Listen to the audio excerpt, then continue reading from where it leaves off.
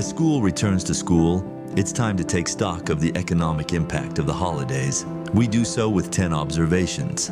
First observation, the sun shone all summer for all tourism professionals in St. Paul on the French Riviera, thanks primarily to foreigners. More and more of them were choosing the south of France. According to the Ministry of Tourism, the months of July and August saw a 2.5% increase in international arrivals.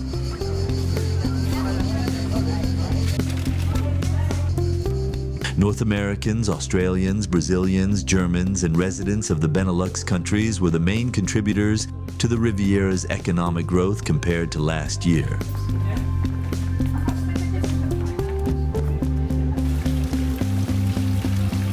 Second observation, just as in Barcelona and London before them, the Olympic Games had an impact on the French Riviera and Paris a year later. However, elsewhere in France, the Olympic impact was nil.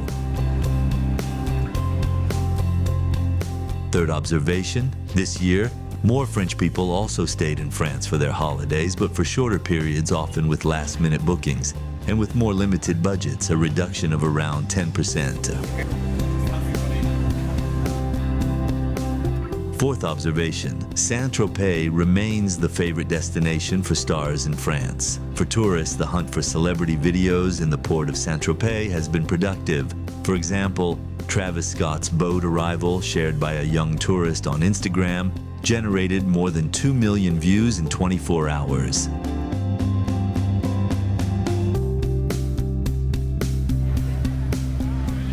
Fifth observation, while the legendary Sénéquier restaurant was full every day in the port of Saint-Tropez, the same was not true elsewhere in France. French restaurateurs noted a double-digit drop in turnover. Customers came less frequently and regularly skipped dessert. On the other hand, according to the daily newspaper Le Figaro, the summer was decent, even good, for hotels, furnished rentals, and residences.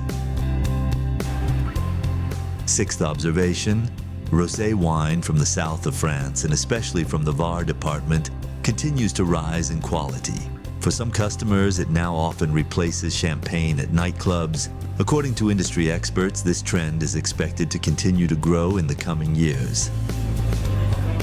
Seventh observation, market attendance has increased. This is a result of the restrictions on restaurant dining and the appeal of local products.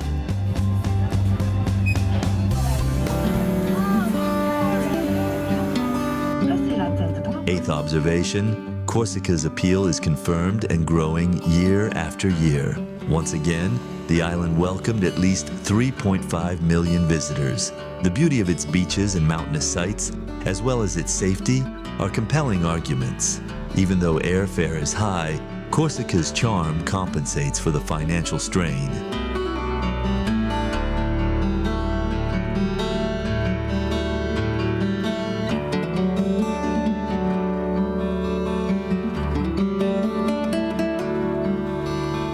Ninth observation, after the beach, antique hunting is growing. The town of Vence had been anticipating demand for years. Today, its foresight is rewarded. And finally, a 10th observation that extends the hunt for antiques. The desire to reconnect with heritage, born during COVID, has grown this summer, not only in France, but also throughout Europe. For example, in Luxembourg, many tourists are taking the free train, as is the case with all public transport throughout the country, to visit the museum in Clairvaux in the north of the Grand Duchy, which houses models of the country's many castles.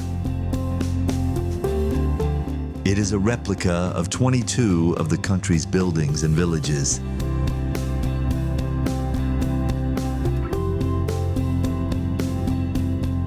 In the Middle Ages, they served as a place of retreat and protection for the population during attacks. With the arrival of gunpowder and heavy artillery, castles were often abandoned.